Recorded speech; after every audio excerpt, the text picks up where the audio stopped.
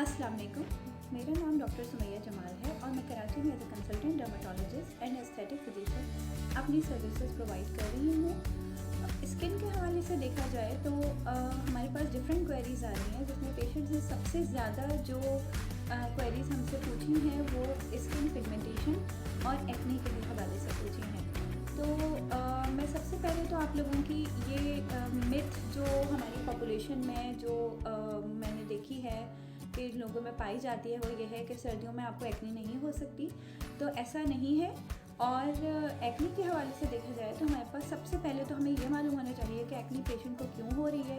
और आप acne treat ज़रूर कर रहे हैं, आप डिफरेंट ग्रुप्स में जाके उसकी ट्रीटमेंट पूछ रहे हैं, लेकिन चूँकि उसमें लगाने का तरीका मेंशन नहीं है और इसके अलावा जो है कितने अरसे यूज़ करना है, एक दूसरे को लोग बता ज़रूर रहे हैं कि मैं इससे सही हो गई, मुझे ये बताया गया था, मैं इससे क्लियर हो गई, लेकिन ना उसमें लगाने का तरीका बताया गया है और ना ही जो है कितने अरसे यूज़ करनी है। प्लस ये कि उन मेडिसिन के क्या साइड इफ़ेक्ट्स होते हैं, इवन की जो लगाने वाली हैं वो पेशेंट में कितनी नेगेटिव और कितने आफ्टर इफ़ेक्ट्स प्रोड्यूस कर रहे हैं। पेशेंट अपनी स्किन ख़राब करके जो आ रहे हैं उनको अप्लाई करके, वो बहुत इम्पॉर्टेंट है। प्लस ये कि आपको अपनी एक्ने का रीज़न भी तो मालूम होना चाहिए, क्योंकि हम ट्रीट करके एक्ने वक्ती तौर पे तो सही कर लेंगे, लेकिन उसका जो रीज़न है, अगर बेसिक कॉज आप ट्रीट नहीं कर रहे हैं तो नो डाउट कि आपकी पुरानी एक्ने लीजन्स उन दवाइयों से, मेडिसिन से जाते रहेंगे, लेकिन जो नए दाने निकल रहे हैं उनको रोकना भी इम्पॉर्टेंट है। अच्छा, थर्ड चीज़ ये कि एक्ने में सबसे इम्पॉर्टेंट चीज़ ये है कि एक्ने अगर ज़्यादा अरसे रहे तो वो धब्बे, खड्डे, स्कार्स जिसे कहते हैं, वो छोड़ के जाती है, जो कि फिर फेस को आपके ऐसा टेक्सचर कर देती है जो आपको खुद ही नहीं पसंद होता। ऑब्वियसली स्किन आपकी रफ अनइवन हो जाती है, ठीक है। तो इसको इस एक्ने ट्रीट करना इस हवाले से बहुत ज़्यादा ज़रूरी है, क्योंकि ना सिर्फ ये एक्ने प्रोड्यूस कर एक्ने जो है एक्ने दाने तो निकल रहे हैं, साथ में धब्बे, उसके अलावा जो है उसके खड्डे, वो सब ट्रीट करना भी बहुत ज़रूरी हो जाता है, ठीक है। तो और आपको ये भी बात मालूम होगी कि जो है एक्ने तो सिंपल मेडिसिन से ट्रीट हो जाती होगी, लेकिन जो इसके खड्डे और धब्बे हैं उसके लिए हमें मज़ीद फिर मेडिसिन के अलावा जो है मज़ीद प्रोसीजर्स की हेल्प लेनी पड़ती है, तो जो कि थोड़े बहुत कॉस्टली होते हैं, ठीक है। तो इस हवाले से मैं अपने पेशेंट को सबसे पहले ये गाइड करना चाहूँगी कि आपको सबसे पहले अपना टॉप मोस्ट कॉज जो आपकी एक्ने इंड्यूस कर रही है वो पता होना चाहिए, ठीक है। उसमें सबसे इम्पॉर्टेंट चीज़ जो ये है कि जो हमारे यहाँ ख़वातीन या इवन के मर्द हजरात भी जो फेस वॉशेस और जो नाइट क्रीम्स यूज़ कर रहे होते हैं, जो सब स्टैंडर्ड हैं, या जो है उन्होंने कहीं से भी ऐसे ही ऑनलाइन ऑर्डर कर ली जिसका आपको नहीं मालूम कि वो डर्माटोलॉजिस्ट रिकमेंडेड हैं या नहीं हैं, यानी कोई भी ऐसी प्रोडक्ट जो है सिर्फ जो है उन्होंने कहीं से भी टीवी ऐड या कमर्शियल से देख ली, उसके बाद सब स्टैंडर्ड प्रोडक्ट्स यूज़ करनी शुरू कर दी, तो मैं उनको कभी भी इनकरेज नहीं करूँगी।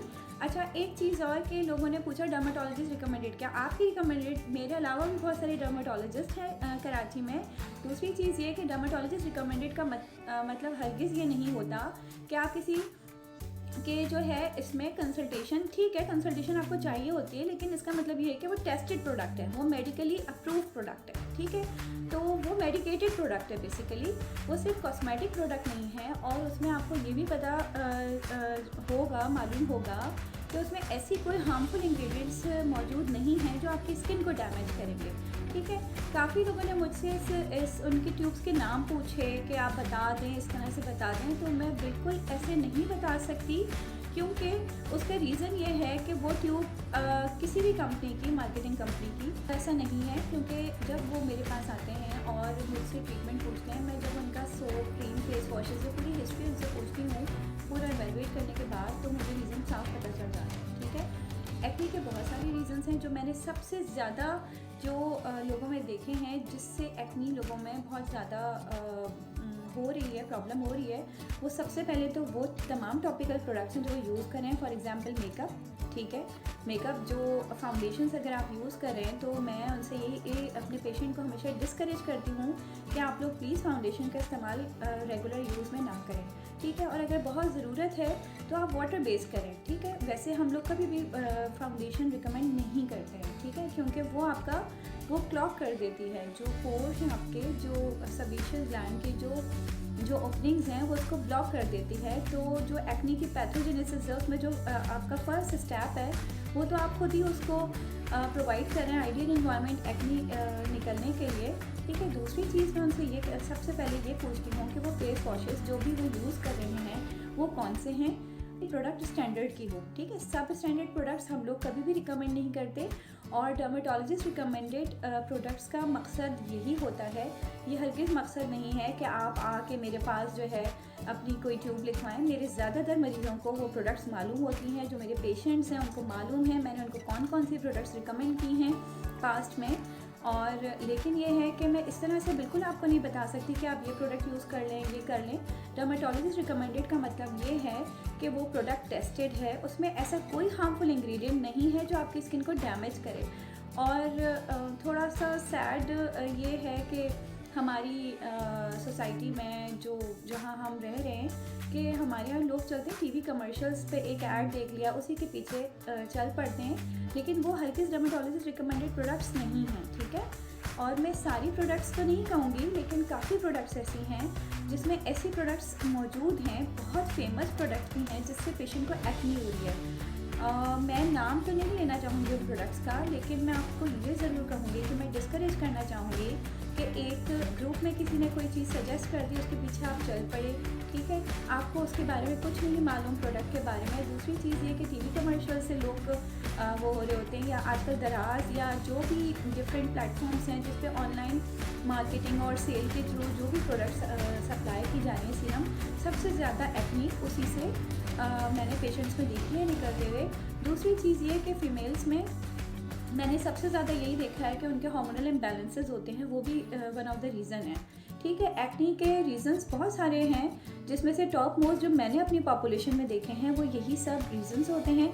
इसी तरह नाइट क्रीम्स तो हैं, सोप्स और फेस वॉशेस जो पेशेंट आमतौर पर रूटीन में यूज़ कर रहे हैं वो इंड्यूस कर रहे हैं। मेकअप के अलावा भी और भी बहुत सारी ऐसी प्रोडक्ट्स हैं जो पेशेंट अननेसेसरीली अपनी स्किन पे अप्लाई करते हैं। तो मैं अपने पेशेंट से या मैं आप लोगों से यही कहना चाहूँगी कि काइंडली अपनी फेस को एक्सपेरिमेंट ना करें।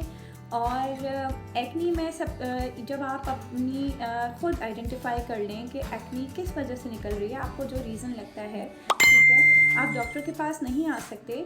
लेकिन टॉपिकल प्रिपरेशंस में भी मैं आपको ये बताना चाहूँगी कि हमारे पास डिफरेंट प्रिपरेशंस अवेलेबल हैं जो आप फेस पे अप्लाई कर सकते हैं, लेकिन इनको लगाने का एक ख़ास तरीका है। जैसे ट्रेटिनॉइल और क्लिंडामाइसिन का कॉम्बिनेशन अवेलेबल है, तो मैं पेपुलर और पुस्ट्यूलर एक्नी जो कि आपके दाने जो फेस पे एक्नी के निकले होते हैं, इनके पास वाले निकले हुए होते हैं, तो उसमें रिकमेंड यही करते हैं। लेकिन उसकी एक ख़ास अमाउंट है जो आपको लगानी है और उसका ख़ास तरीका है कि आपको नाइट में ही लगाना है और पिन पॉइंट लगाना है, बहुत थोड़ी सी अमाउंट उस दाने पे लगानी है। तो इसके साथ हम मज़ीद वीडियोस के साथ आएंगे। अपना बहुत सा ख्याल रखें। और आज का ये मैसेज है कि अननेसेसरी प्रोडक्ट्स आपको अपनी स्किन पे यूज़ नहीं करनी है, ठीक है। और बहुत सा ख्याल रखें। Thank you. अल्लाह हाफ़िज़।